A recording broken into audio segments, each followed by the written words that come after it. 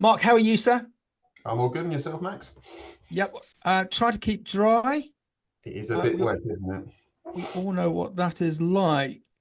Right. Hello, everyone. My name is Max McGilvery. This is the esteemed Mark Campbell. We're just waiting for all the social media feeds to kick in. I can see that that Zoom is working.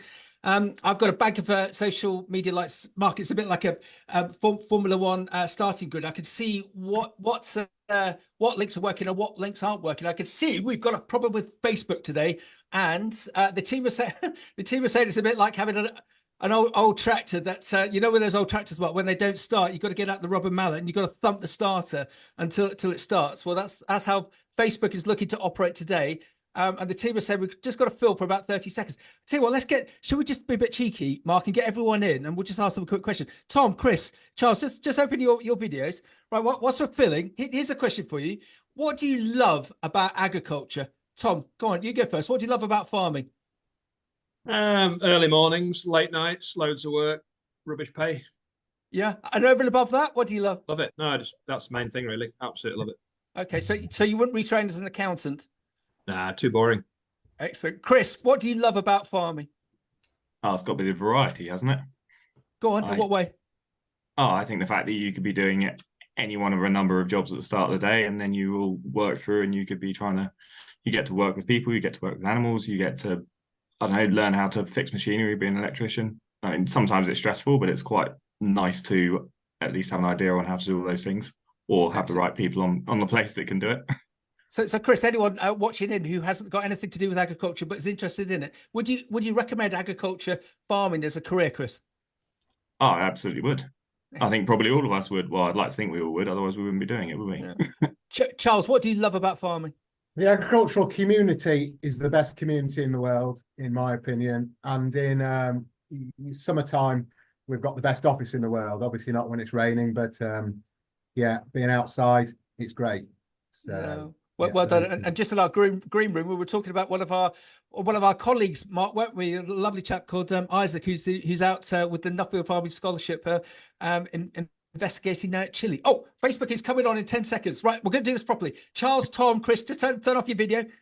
Here we go.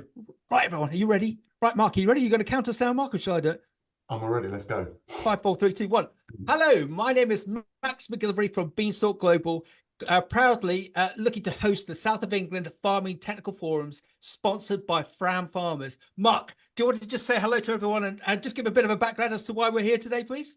Yeah, good morning all. Mark Campbell here, and yes, really pleased to be alongside Max and some esteemed guests to deliver the first technical forum of 2024 for the South of England Show Society. And the purpose of the forums is to bring some individuals from the industry and to talk about some technical topics and get a bit more out of it as we lead towards our conference in November. Excellent, well done. And just to give highlight again, Fram Farmers, if I can do this the right way around.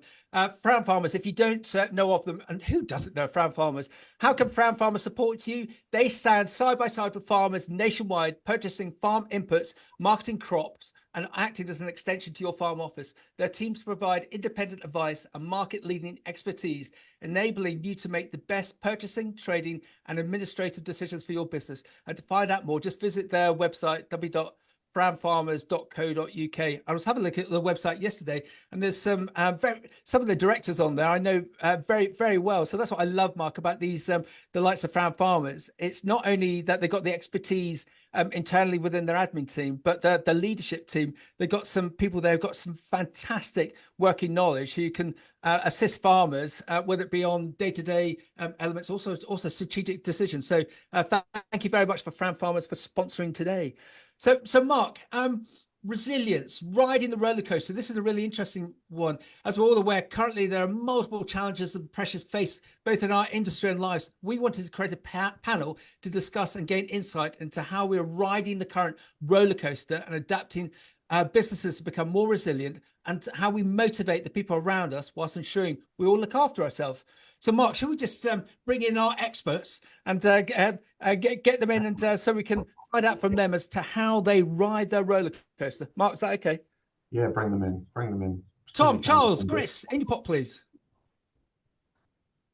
So, gentlemen, thank you very much for joining us. Let's get a bit of an understanding as to who you are and Eurovision style, who you're representing. Tom, over to you, please. So I'm a dairy farmer, essentially. So I've got family tenancy at home, look about 250 cows. I'm a director of Evolution Farming. We milk about 3,000 cows-ish over 8 farms. Wow. And my industry roles, I'm current chairman, vice chairman of Nuffield Farming Scholarships Trust in the UK and hope to become chairman in November. Also, and this isn't a joke, current chairman of the 1,000 Cow Club, which most of my non-farming friends find highly amusing and most of my farming friends find really amusing. And other stuff I'm involved with, on the committee of the Farmers Club in London, and being from West Yorkshire, I am definitely part of the Northern Levelling Up process. So well done. I went to the Farmers Club to see a client the other day. Tom, what did I forget? My jacket and tie. So they're very kindly lent me one. So I won't be... a really nice one, I would have thought as well, that they lent you. Yeah. Yes. Yeah. Chris, over to you, please. Who are you and who are you representing? Right. Good afternoon, everyone. We are a family-run dairy farm here in East Sussex. We're milking 450 cows. We've got some exciting plans on the horizon to build lots of expensive things and expand the herd to 650 cows. We've also recently taken on another farm to help sort of support our farm, so it gives you a bit of a background of where we are. I'm afraid my list of extracurricular activities is far shorter than Tom's. So I actually also helped to organise these South of England conferences. Silly me, I missed a meeting and then I ended up being on one instead. And that is about it, I'm afraid. Sorry, Chris. Excellent. Charles, over to you, please. Hello, my name's Charles Anyan. I'm an arable farmer from near Gainsborough in Lincolnshire. We're farming about 800 acres, both tenanted and owned. We are very keen on the environmental side of things as well. I am also, away from the farm, I am a very proud ambassador of the wonderful Farming Community Network, a role, I'm delighted to do. I'm also, controversially, on the committee which organises the Lincolnshire Farming Conference up here at home. And and last year I was a judge of Farmers Weekly Britain's Fittest Farmer competition, which was lots of fun, very interesting, and great to be involved in. Excellent. Gentlemen, thank you. Mark, there seems to be a commonality with all three of our speakers, our panel, our expert, that they all do different things outside of farming. Perhaps that's something that we could dive into under this heading of resilience, right in the roller coaster. And everyone, if you're dialed in on Zoom or any of the social media platforms, if you've got any questions for Charles, Tom, Chris, or Mark, please pile them in on the various chat functions, and we'll pick them up. And the brilliant Wiz and Beth, who are in the background from the South of England Ag Society, will assist us on that. So, Mark, come on, how are we going to take this forward to find out more about from how we can learn from these chats? Because we always say with these type of broadcasts, if people could go away with 5 things that they didn't know before, that would be great. That'd be a success all round. So, come on, Mark, how can we find out more from Chris, Tom, and Charles? Do you think?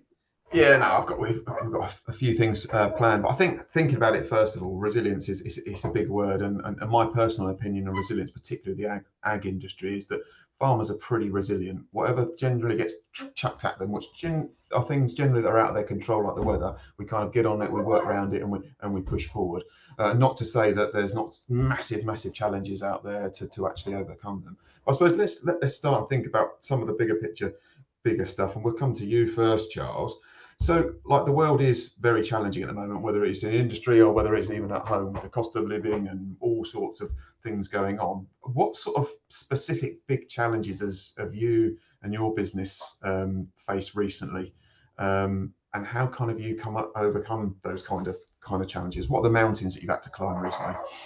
Well, basically, we talk about input costs. We talk about the price of wheat afterwards. But that's all, largely irrelevant if you don't get crops in the ground. And the biggest challenge for us since we got the combine out last July has been the weather. It's been a very tricky time. We obviously it got a bit silly when we got the drill out, and it's just been such a struggle getting crops in the ground, and we are not in too bad order. The way we've overcome it is by, I suppose, paying such close attention to ground conditions, to weather conditions, that when you do get a very small window to get back on the field, we have taken those, and we got another 42 acres of wheat in January. In I think the only 4-hour period we could have done it in 2024. So it's just a case of paying close attention to the conditions, and that's how we've tried to get over. So the weather's, if you don't get the crops in the ground, you don't have to worry really about input costs, or a lot of input costs, or wheat prices. So no, definitely weather for me.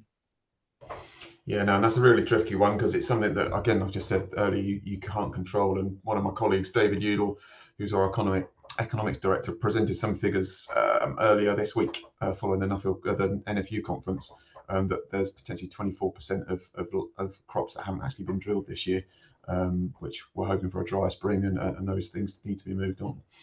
What about yourself, Tom? What in the world of dairy across multiple businesses? What would your kind of big mountains be that you've had to overcome and climb recently? Still on with overcoming them, I think, would be probably the first caveat. But I think making some big decisions, really. So we've got one dairy that we have just really struggled with, for whatever reason, quick turnover of managers, X, Y, and Z. And we've made the decision to stop milking there and put it just as a heifer rearing unit. Well, not just, but it's going to become a heifer rearing unit and basically consolidate slightly. And I think, these decisions aren't 2-minute decisions. When you think in 2016, we had 2 farms milking 500 cows. So it's been a massive, exciting period of growth. And then, then at the end of it, you cut, right, okay, we've got this big business. How are we going to run it effectively? And actually try and make some money. So I would say, that's been a big decision this year. The weather is just unbelievable, really, last year, and that's taken some, because we farm in like Chris does. We farm in a dry part of the world on the whole, and we're always panicking about running out of silage. So this year, with the clamp full of silage at home and silage analysis looking pretty good, but we just couldn't get the cows to milk off it.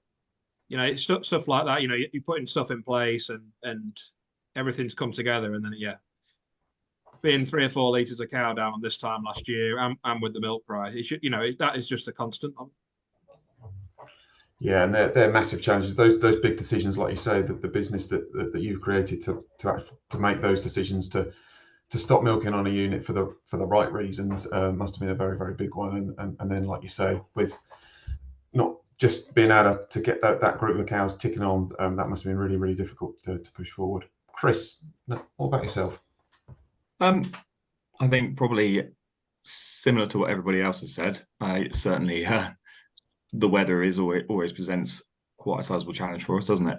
And it's funny what you say, Tom, about trying to get on and make silage, and it's sort of like there's quite a number of moments in farming where you have 1 or 2 days which are going to set you up for the rest of the year, and it's sort of make or break, isn't it?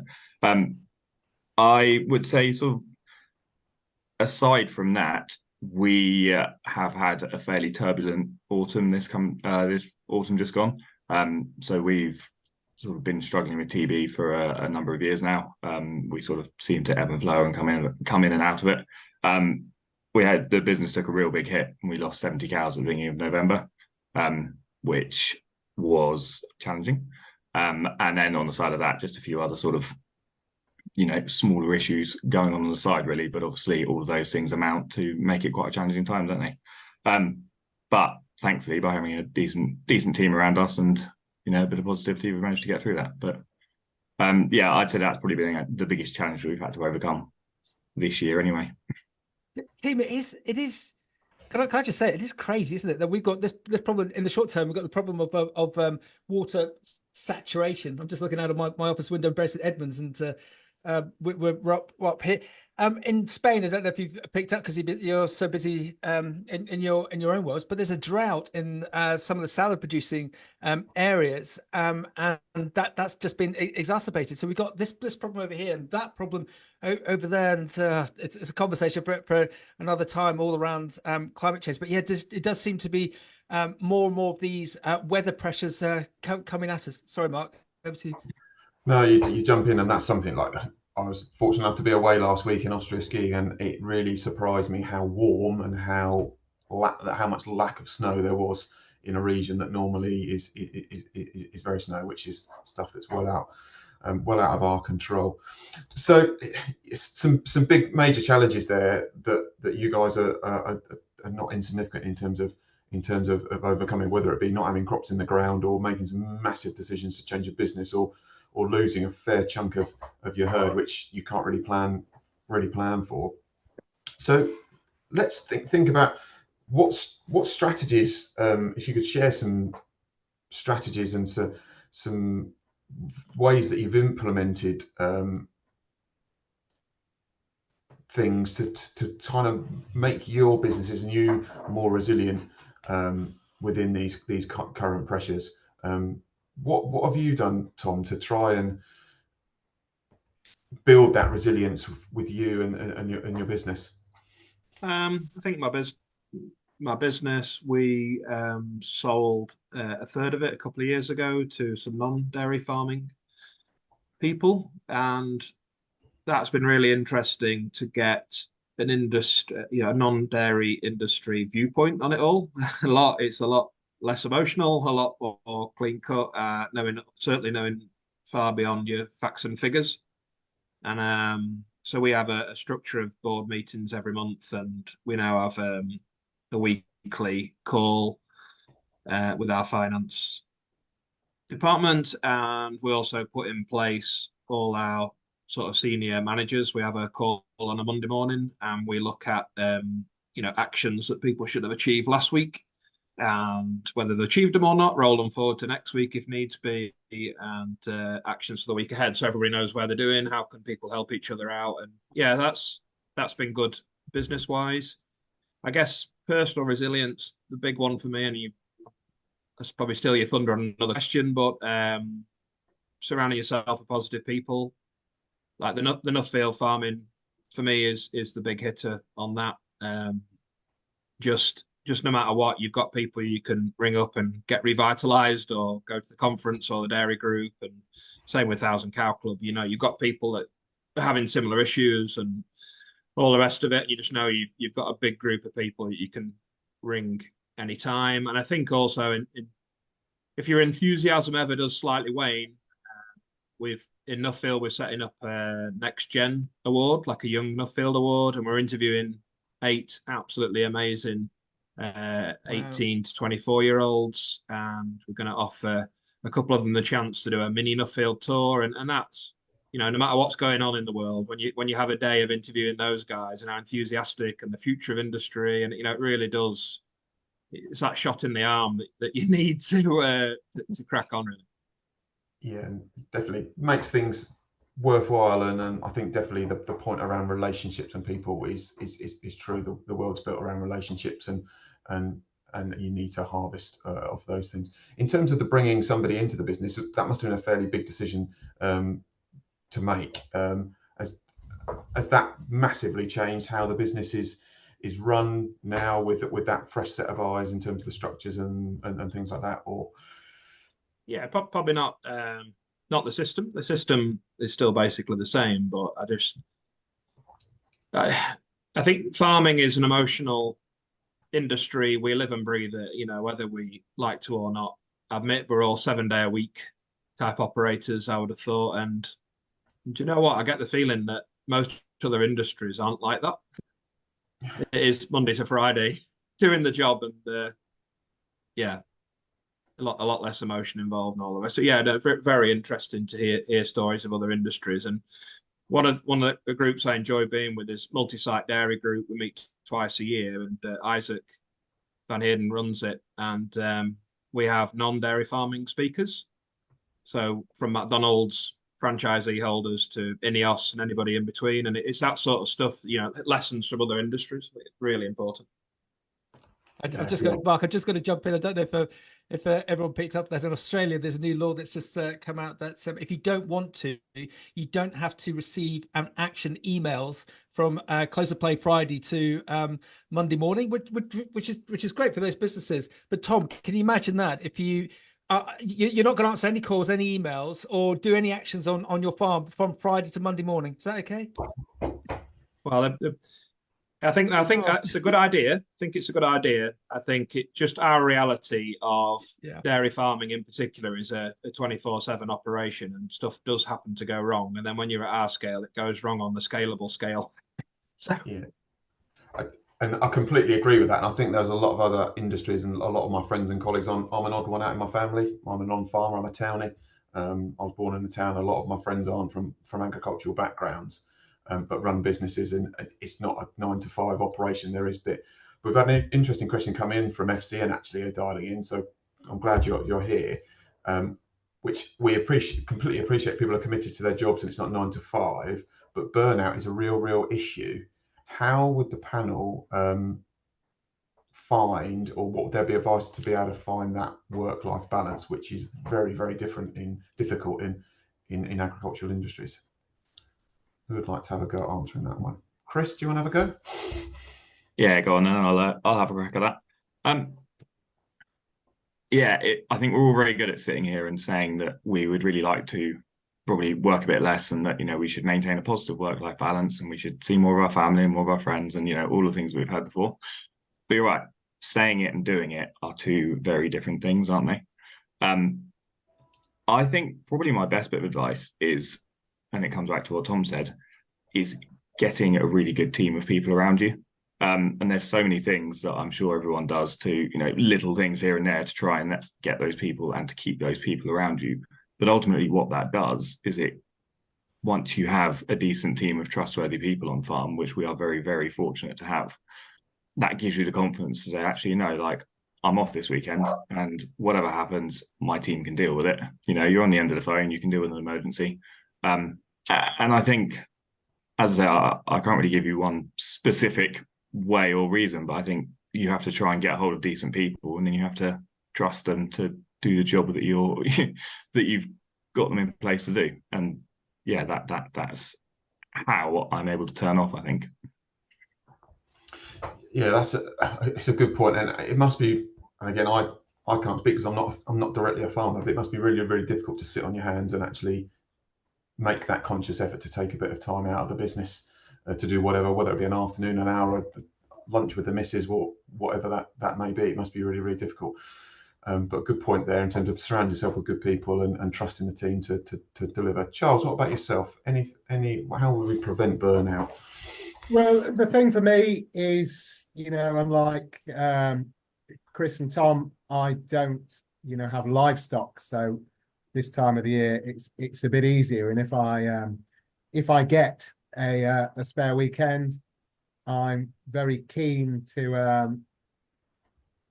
have a word with the better half, and I'll say Saturday morning we are going to disappear up to North Yorkshire Moors. We'll get on booking.com, book somewhere cheap. We'll take the walking boots. We will, walk, a fair few miles. We'll have dinner. We'll have a few beers and just get away from it. I can say, as I say, it's easier when you're an arable farmer, but just to get out of the pressure cooker occasionally, and when you're walking in the North Yorkshire Moors and you're not worrying so much about the weather, which you can't change at home, and also obviously I'm fairly keen on my physical exercise, and especially in harvest time when it's a really busy time, I always get my trainers on 6 o'clock in the morning, before the phone starts ringing, before the combine starts breaking down, and I will leave the phone at home and just go out for 45 minutes, an hour of peace and quiet, just have a bit of a reset. And I think that's really important, just to take a bit of time away from it. So as and when, and just take your opportunities when you can. Yeah, I think that's the key. That's definitely the key. The taking the opportunities when you can. That hopefully at some point through the farming year, whatever enterprise and business you're operating, there is a little bit of a lull and a downtime that you should capitalise on that and take a bit of a break. Mark, can I just jump in, because there's something that you and I've discussed with numerous other broadcasts that I never know where I quite got it from. I think it was from Cranfield University, that there's this arbitrary figure thought that the better leaders spend 25% of their time thinking. So if it's Charles going for a run before his combine breaks down, or Tom on the way to Nuffield, or Chris on his way to hockey, just to be able to have that time to think, to get away from the pressure cooker, and I love the Nuffield connotation, to actually be mixing with people who are going to energize you. So you're going to come back energized. So any problem that you had when you left actually might not be a problem, might be an opportunity. So I love that. And I know it's so difficult in farming world, but that thought that the better leaders spend 25% of their time thinking, so that they can plan for the future, or work around potential issues and create a positive from that. Mark, over to you. Yeah, no, really good point there, Max. Is there anything else you'd like to add to that, Tom, as a 24/7 farmer with a young family as well? What ways would you prevent sort of burnout, or what strategies would you try and implement? I mean, it's quite odd. I mean, one thing I always say about dairy farming: if somebody is a dairy farmer and you say, "What do you do?" they always say dairy farmer. If somebody is any other sort of farmer, they just say farmer. So I don't know what the connotations of that are, but it just means we're probably a bit ego-driven, fired up characters. I'm not sure, but because I'm on the road and around the different farms during the week, I actually quite enjoy milking my own cows at home on the weekend. Oh, lovely! Especially because I've got my 17-year-old boy is working on his year out. I've got my 15-year-old boy. I've got my 16-year-old niece that helps me as well, and then I've got a nephew who comes every other weekend. So actually, we have a really good weekend. Sounds really sad. I know. I can see Charles' face. I know it's sad. But we have a great weekend, swinging some cups around and getting done in better time and all the rest of it. I think the other real cool thing we've done recently is one of the guys decided on the biggest farm in Leicester to start a five-a-side team. And every Monday night now, the farm is a team in the local five-a-side league. You know, one of these places where they have sort of 7 or 8 pitches, AstroTurf pitches. Yeah. And that is cracking, to the point where anybody on our contracting team or building team always makes sure they happen to be at that farm on a Monday night. And even if you're not playing, just to watch and support. And the crack now on a Tuesday is not, what was the milk ticket yesterday? Well, what was the score last night? Excellent. And it has, that for team building. I know it's scalable just because it's a large farm with a lot of people working there, but it's, even I play, which is hard to believe. And I was subbed at the same time as a guy that was the oldest player, obviously, in the other team. He says, "Those old boys do all right, don't we, really?" So, "How old are you?" He said, 33. And I said, "I'm 46 this year." So that's a really good example of a really good strategy of trying to get out and about, get your heart rate up. I'm a great believer in getting the heart rate up, and I'm definitely in Charles's camp in terms of the early morning running to set me up for the day. But there's some good strategies there about trusting the team, about taking your opportunities, but also it doesn't. I hate it when people say to me, "Oh, you're working still at 7 o'clock in the evening." Well, that's because I choose to, and I know how to regulate. I try and regulate when I work and when I don't want to work, and I've completely emphasised that with you, Tom. You're a very passionate, all of you, very passionate farmers, and you love doing your job and spending the weekend with cows, which are the best thing in the world. Sorry, Charles. With family, it must be fantastic. Which is pretty good. Mark, just to give another anecdote. I do a lot of work with in Africa, and I remember interviewing an amazing lady who's a big buyer for a big South African retailer, and South Africa produces near on 9 million tons of fresh produce a year, and they always have issues, whether it be weather, labour, freight issues. And as she says, Max, never waste a crisis. Never waste a crisis. There's always a positive that can come from it. So I suppose if you've got a scenario of the silo's broken or something, you're going to find a way of making that better, and you're going to learn from it. So I always love that expression of never waste a crisis. Mark. Yeah, no, definitely. You never always take the positive out of the negative, and you never know what you might learn. So, Chris, just building on one of the points that you made earlier about surrounding yourself with good people and having a really good team around you. You've had a pretty challenging autumn with various things, losing 70 cows off the farm, with the volatility of the markets and things like that. How do you maintain that motivation within your small team on farm? To remain that sort of engaged and focused and as the leader of the business to keep things going in the right track? I think there's a number of different ways that we would try and keep the team motivated. One of which I think we try to be ruthlessly positive, which is, Brilliant. I know that everybody would probably say the same thing, and sometimes it's easier and sometimes it's more difficult.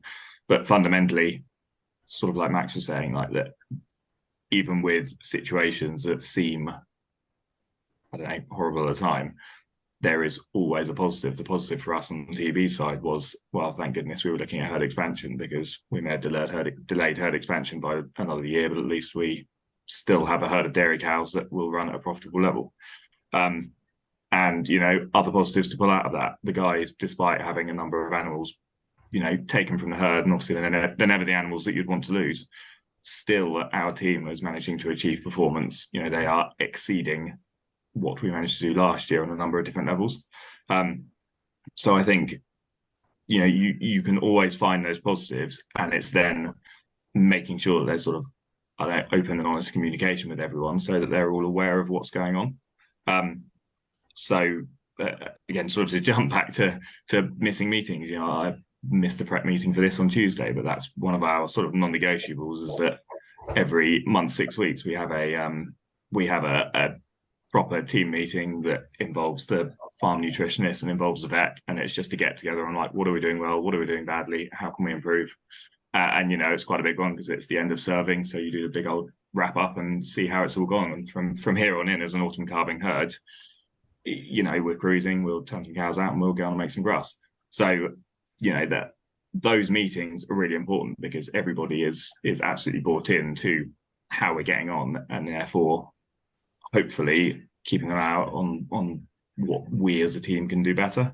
Other things that we would try and do is, I think, get the team out and about. So again, following on from what Tom said, like get out and go out for dinner, provide people some food, go and, you know, do activities as a team. And all of that just allows everybody to get away from thinking about farming for a little bit and just to, you know, bond as a team and have a bit of fun, really. We all spend an awful lot of time with each other, so it's quite important to be able to get off and do something other than farming, essentially. Yeah, I think that probably about covers it, doesn't it? Yeah, no, it's all good, and there's some good points there about just, you know, not underestimating the team in terms of taking that positive out of what could be a catastrophe. And I like the food point, that the food always goes down well. In my day job at AHDB, definitely if I turn up on farm, it's always some form of cakes, and you could, because I generally want something or want someone to do something for me, which bacon is rarely received badly, is it? Exactly. Charles, what about yourself up in Lincolnshire? Conscious that you possibly haven't got a massive team, but how would you maintain those kind of motivations with people around you for the business through the challenging times? Well, as Chris says, just got to remain positive. We're also very aware on our little farm that, you know, there's always someone worse off than yourself. And when you see what's going on around the world, you know, struggling to get crops in Springthorpe doesn't always seem, you know, that important, if you know what I mean, compared to a lot of that. But I suppose we've got a very small team. We've got one chap that works for us. We always have a morning meeting every morning. Tom, my father, and myself, just to, you know, get his ideas, get our ideas, and just communication. And also this time of the year, if he, you know, wants a bit of family time, if his son's going swimming and he wants to go and watch that, you know, we're very open to that, because there's plenty of the year when you know, he doesn't get to see his family as much. So it's just a case of, you know, encouraging him to at this time of the year, because you know, with these weather conditions, there's only so many times you can clean, wash, and service the combine. Yeah. So So providing that flexibility and good, effective communication, and just giving a bit of time when you can be there sounds really, really good. Tom, I'm going to come to you, but add a little bit of a spin because conscious that you've got a slightly bigger team across multiple sites. Do you find there's any differences in terms of your techniques for motivating for the different generations, for the millennial to the Gen Z? Would there be anything different that you would do across your team and the people around you?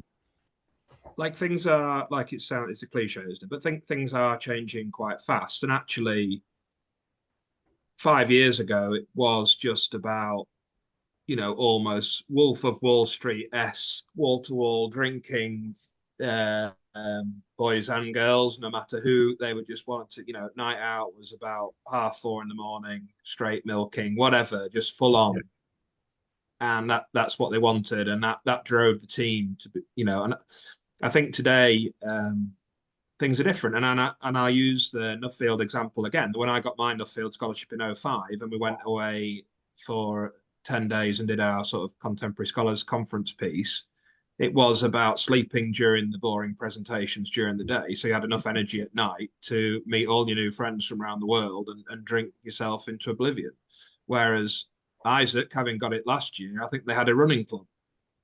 So I think that would probably be the two extremes of where I think. So I think you're absolutely right. You need to cater for everybody in what you do. And I think, just the other week, it sounds ridiculous, but said to the guys on the farm at Leicester, come on, we'll go out for lunch. No, there was 11 of us went out for lunch. We went to Wetherspoons. They had a drink and a main course. They were there and back in an hour. The total bill came to 110 quid. Everybody said in all their previous jobs, their boss had never taken them out for lunch. No. Wow. And it's like, right, this is 110 quid. This is not like 1,000 quid.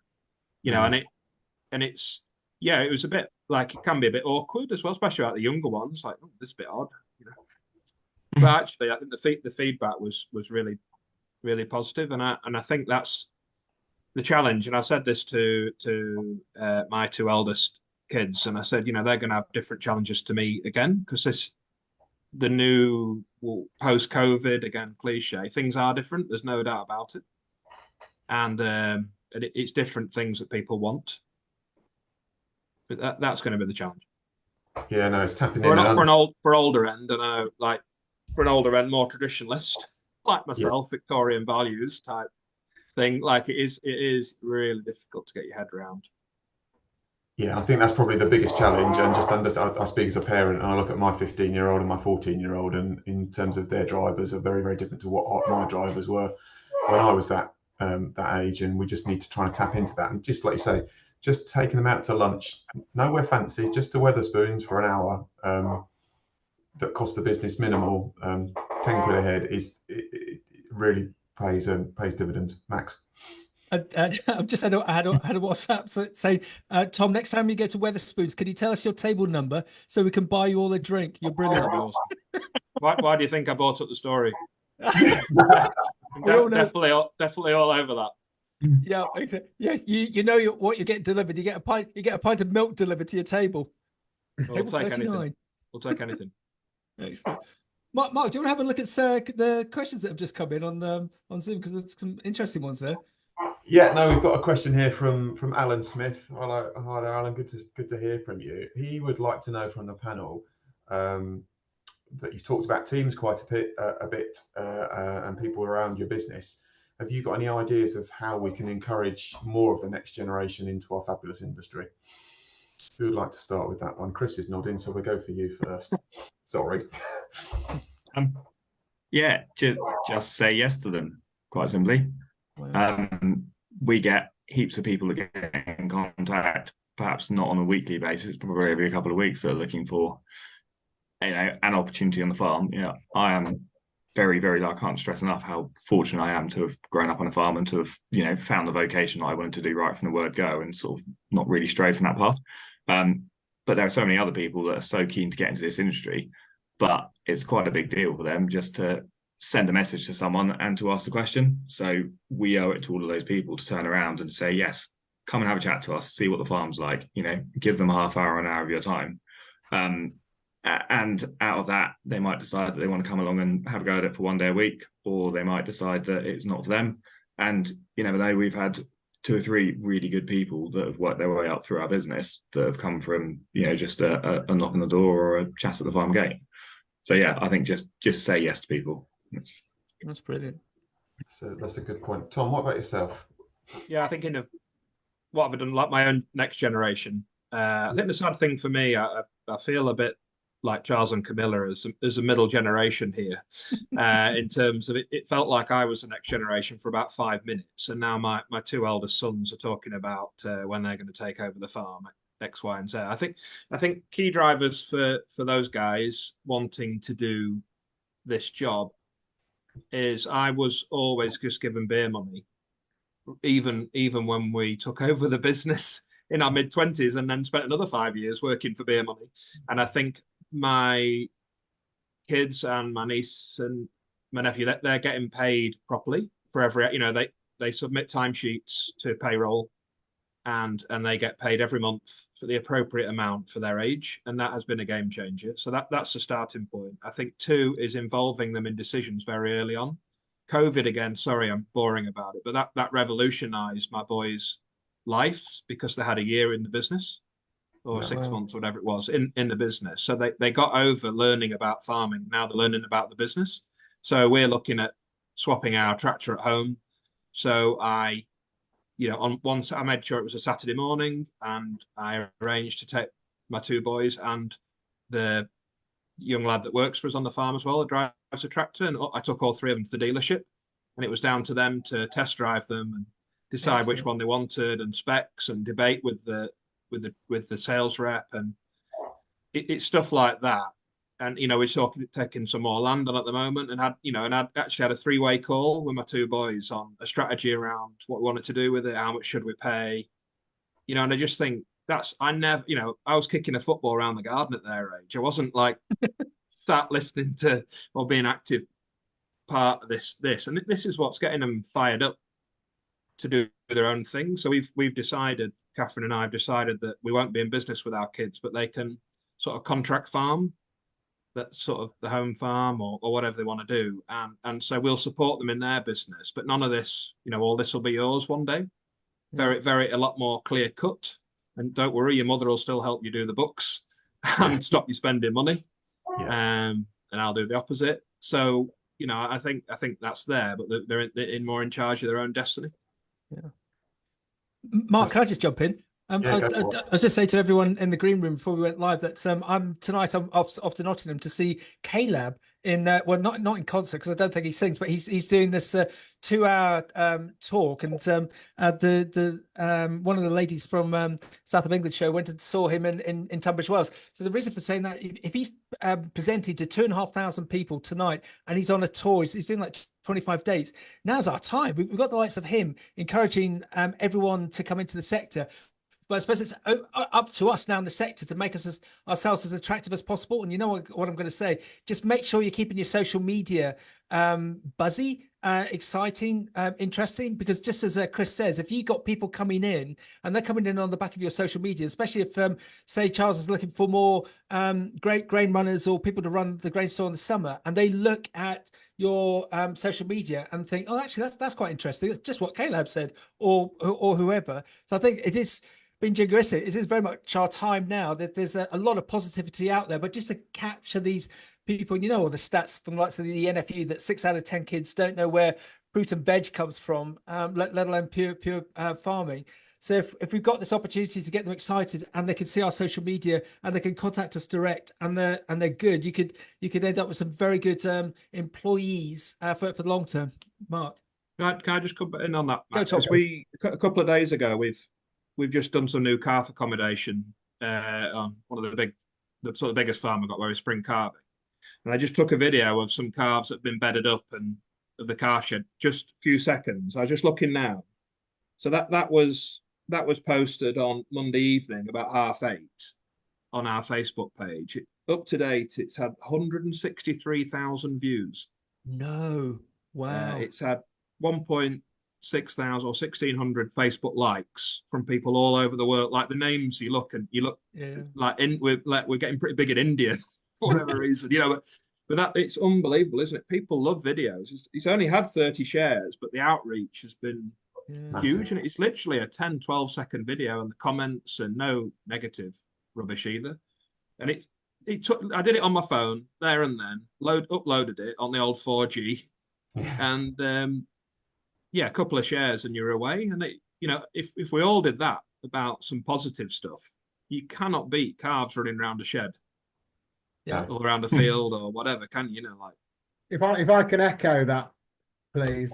As farmers, we're very, very good at talking about the negatives, whereas in this day and age of social media or whatever, there's an awful lot of positives that we just don't show off. So it's just a case of being more positive. In answer to Alan's question, will make farming a much more attractive place for new entrants. So encourage, include them, pay them well, but just be positive. And positivity breeds positivity. And that's my thought. Well done. Tom, are you going to do more videos like that? Definitely am, if it gets more followers and all of it. But it's actually a worry, because you stood there and you take a second to work out whether you should post it or not, because what you don't want is the anti-farming, dairy farming lobby getting stuck into you and notification after and that. But actually, this up to this point, and it's mind blowing, isn't it? The amount of people that love viewing videos, and testament Tom Pemberton, Grassmen, the amazing stuff they do. Other brands are available. You can get I think the point is, and I will cite Tom Pemberton. I'm sure when Tom Pemberton started, all his local farmers would have slagged him off to high heaven. Yep. But he carried on and he carried on. He pushed on, and now everybody would be like, "Crikey, he's built a whole new farm on the back of his YouTube channel or whatever." And his outreach is to be over 500,000 subscribers. And just to reiterate that thread, that if you're looking to attract younger generation into your farm, if you're doing videos the likes of Tom, it's going to make you attractive to come and work for. Mark. Yeah, and I think we're talking about resilience today. I think in terms of labour and that kind of stuff is a major challenge within farming and lots of other industries at the moment. By providing that positive message, tailoring to the next generation, will hopefully attract some. I can speak from my personal experience as a non-farmer. Unfortunately, the gentleman that introduced me to the world of agriculture in my career, and I'm probably testament to where I am today, to his family business, unfortunately died a few weeks ago. But that was because they said yes, they let me in. I started cleaning out calf pens at the age of 12. And work my way up and embrace that farming community that Charles talked about earlier, that instills my passion for cows and for the industry. But I think we need to do that. I look at my son, who's 15. He hasn't got a clue what he wants to do, and unfortunately probably would never persuade him to go into the world of agriculture.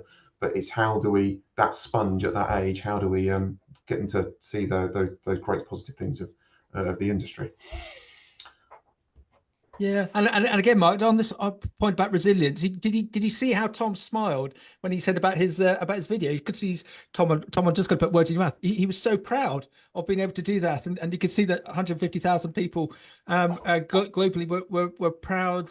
Were proud as well. So that resilience side, if you can find ways to show what agriculture is and how interest, hence my sort of slightly jingoistic question right at the beginning of what do you enjoy about farming. I'm going to pick on accountants again. No offense to accountants, but who wants to be an accountant when you can have a lifestyle like Tom, Chris, and Charles? Oh no, I'm going to get not my lifestyle, but the other two, I'm sure, especially Chris, because he's in the south of England club, which means he shoots 4 days in the season. And he's at least twice a winter, and then obviously two summer holidays on some island somewhere. So I see. My excuse is always to say be more Chris and less Tom. Yeah. Be more arable farmer and less dairy farmer, isn't that what it's meant to be? But Mark, whilst these three are ribbing each other, this it's the farming community that I think if anyone is suffering from lack of resilience, they've just got to lean on their community, haven't they? Whether it be locally within the farming sector, or as Tom has obviously done very well as a direct example with the likes of Nuffield or Charles with the FCN. There's so much to go at within the farming sector, rather than, let's not pick on accountants, being an engineer of ball bearings. Can you imagine what the community is within the ball bearing sector? Well, I think one of the wonderful things as well about being a farmer is like we are not in direct competition with our neighbours. Yeah, well done. Well done. You know, we are able to sit there and chat about our issues and find solutions and share information with them, because you know there's no real competitive advantage there, is there? Yeah. Unless you're Tom. Statistically, though, Chris, people end up working with the next door but one neighbour, not their neighbour. Yeah, probably. It's just that making sure you keep talking to your neighbours when things are going well, but more importantly when they're not going well. Yeah. And all that. I suppose my role as a mental health ambassador is to sort of try and break the stigma surrounding mental health, and just to get people talking. A problem shared is a problem halved, and all that kind of thing. And with our wonderful agricultural community, we've got lots of people to talk to, and it's much more healthy than keeping any problems to yourself. Yeah, well done. The other one I'd always do when I'm doing a talk to a group of farmers or whatever is that trying to find the right life partner is the way to go. Because if you want resilience, like two's better than one. You know, for me personally, I know we're past Valentine's Day. That definitely didn't get Catherine anything, so I'm definitely doing a bit of making up here. But you know, having the right life partner is mine. You know, it's a game changer. On national TV, Mark, Tom says that he loves his wife. I think that was the message, wasn't it? Yeah, most definitely. Oh, look at smile again. Yeah. Yeah. She probably. I think she still loves me, but she doesn't like me anymore. I think that's what she says. She probably won't when she hears that, and she says, "Here's you say you go for 2 life partners rather than 1."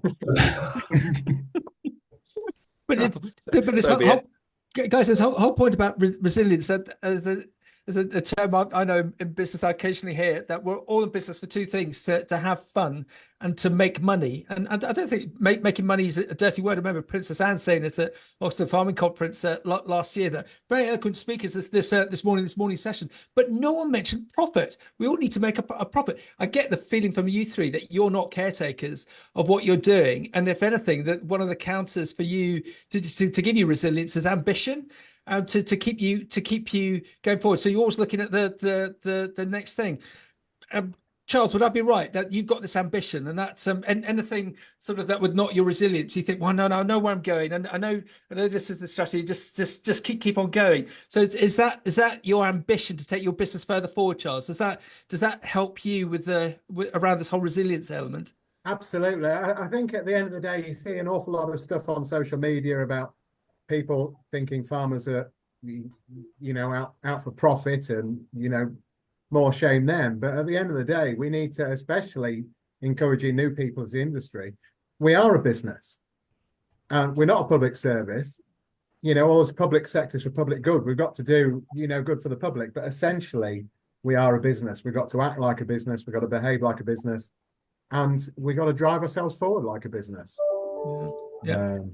Yeah. Well done, Chris. Do you find the same, that helps you with your resilience, your drive, your strategy, taking the team with you? I think there's no doubt that a bit more money in the bank account makes life a bit easier, doesn't it? But yeah, I wholeheartedly agree with Charles. We're all sort of talking a good game about how we manage our businesses, but you're right. If we're not making a profit, ultimately we are not a resilient business, are we? We're not able to reinvest or put some time into the next generation that are coming through, or any of those other things, or take our guys out for lunch or for some activities or whatever. Ultimately, all of that, requires some money, and if we're not profitable, then all those sorts of things are the types of things that slip by the wayside, aren't they? And then it's a slippery slope. Yeah, I was speaking to a strawberry farmer last week, and he was so excited that he's caught in this the retail trap, that he's dealing with the retailer and everything that goes around with that. He got contacted by a Japanese company. Who knew this was a thing? But Japan is short of strawberries that are unripened, so white at the top, because they're cosmetically they look very good on cakes. So he's now setting up a relationship where he's supplying unripened strawberries at something like 10 times the margin to Japan, and he's taking his family out in a couple of months to on holiday, but also to meet these people, and he's just so excited that there's another income stream to be had. So I suppose it might work, but it's exciting for him. It's just another way of looking at things, and to give you more resilience. If you're going to be positive, as I think Charles said, that's definitely going to help your resilience, Mark. Yeah, no, all good. And I've got one sort of question which is a bit more targeted to Charles around. We've talked a lot today about a lot of things around business resilience, around teams, around personal. Thinking a bit more about the personal and self-care and looking after yourself. Obviously, one of the biggest challenges within ag is actually making that first step to actually doing something. And I don't want to dwell on your running, but you now run 1 million squillion miles a week and have completely transformed yourself. But my question is, what would your advice be to make that step, to step away from the business, to do something different, whatever that may be? How did you go about it, and what was the trigger? Well, basically, I used to swim a lot before COVID, and I used to snack quite a lot before COVID. So going into COVID, I was essentially a 17 stone man, and being short, wow. That 17 stone certainly showed. And then COVID happened and they shut the swimming pool. And I thought, crikey, if I don't do anything, I'm going to end up 20 stone. And I'd always been a bigger guy. I've been prop forward since I was 4 years old. And so basically I thought, well, it's looking like running. So that's the only thing you can do around here. And then I didn't think anything more of it. Then I got challenged by Liz Hogarth, who's in the dairy industry, dairy farmer from Dent up in Cumbria, who challenged me to run 5 for the NHS. And I thought, well, showing willing on social media. I've been showing willing on social media for years. I decided to find my trainers, which I couldn't. And obviously all the shops were shut. So I went into my orchard, which was newly mown, and walked a lot and jogged a bit barefoot, because I didn't have any trainers, for about 45 minutes. And I thought, well, that's probably, I can pass that off as 5K. And then I got some trainers delivered. And I think everybody thought me in a running career, including myself, would be absolutely dreadful. And, I went out, and I've got quite an addictive personality. And it turned out that I was actually not as bad as I thought. So I kept doing it, and I got quicker, and I got thinner. And, especially getting thinner, it really encouraged me. And 9 months to the day of running around my orchard barefoot, I ran my first marathon, and then got approached by the Farming Community Network, a wonderful charity who, I've always, I supported during my first marathon, and to be their ambassador. And whilst I've always been very lucky with my mental health, I've had off days. Everybody has off days, but I've always been very fortunate. A lot of those close to me haven't. And it's just a case of, if I can take this and run with it, I can normalize the whole mental health thing for them, and hopefully break the stigma for them, and hopefully for many other people in the industry as well. So that's how I got running, essentially by accident. And now training for my 5th marathon, really enjoying it personally. And you're really delighted and grateful that so many people have essentially come on the journey with me. And as I say, really delighted to be involved with FCN. Mark, just to say, I don't recognise the number, but I just had a WhatsApp saying Charles is the Daniel Craig of Lincolnshire. I've been called many things before, but never that. But no, thank you. Take that one. So a tongue-in-cheek challenge from Liz Hogarth and COVID, and there we are now. So it can be anything that can trigger these kind of things, and you just need to. Do you know the lucky point for me, Mark? The lucky thing for me is when I see people I haven't seen for a while, I say, "Oh, you're looking well. Have you lost some weight?" Or "You've lost some weight." The nice thing is people remember me fatter than I really am. So if they think of Tom Rawson, they think of somebody like 25 stone, not 18. So that's quite a nice way of not having to lose any weight. Still feel good about yourself. Well, that's brilliant. Anyhow, I'm conscious, Max. I think we're running out of time, aren't we? Yeah, I just think it's been a really lovely mix. One thing that we haven't mentioned, guys, is humour. It's I think the more we laugh, the more we smile, the more positive we are, and the better resilience that we have. Mark, we need to get these three on stage with Caleb. Can you imagine that? But Caleb just get pushed aside. I'll chat with him tonight. Yeah. Come on, leave it with me. We could be the warm-up act. Excellent. So I'm conscious that we're running out of time and everyone wants to grab some lunch. But just quickly to the panel, one piece of advice, guidance, one share nugget. What would you share with the viewers in terms of how we could answer today's questions of resilience and how do we ride that roller coaster as we move into 2024? Chris, we'll go to you first. Just very quick point. What would your nugget of information be? I think it would probably be that, first of all, that tomorrow will hopefully always be better. Sometimes you encounter issues, you encounter challenges, and you think, my God, how are we going to get over this? And normally, once you have a bit of a chance to stop, take stock, think about it, you find a way around it, and life all of a sudden is not so bad. And I think, sort of picking on what Charles was saying, like, talk to people as well. Not just when things are going well, but when things are going badly, because actually quite often that's when it's far more valuable. Brilliant. Thank you, Chris. What about yourself, Charles? Back yourself, have a bit of faith in yourself, and you don't know if you don't try, and if it doesn't work out, pick yourself up, dust yourself down and go again. Boom. Love that. Well done. And last but not least, Tom. Yeah, I know I'm boring about it, but I've no choice because I'm vice chairman of it. But something like Nuffield Farming, just get involved, get away. I think the nice thing is I've lucky to have travelled a bit, and don't think I've ever had to pay for myself. There's so many opportunities out there in our industry for societies and scholarships, and to meet some absolutely amazing people. And recently I was asked to speak at a conference in Australia, which I couldn't go to in the end. And I got a hell of a lot of grief from a Nuffield pal in New Zealand saying, you need to sort your job out, you need to get there, that's ridiculous. And that's a nice thing. I think you just get to know loads of really nice, positive people and get to not know negative, not nice people. I think that's where I'm at. Yeah, no, that's all good. Have you anything to add, Max? No, I think I just go back to my last ones. The people I know who've had a crisis have actually been better from it. People who've had gone through a scenario in life, whether it be personal or business, if they just look at it as this is an opportunity, they can better themselves from it. So that's what I'd say.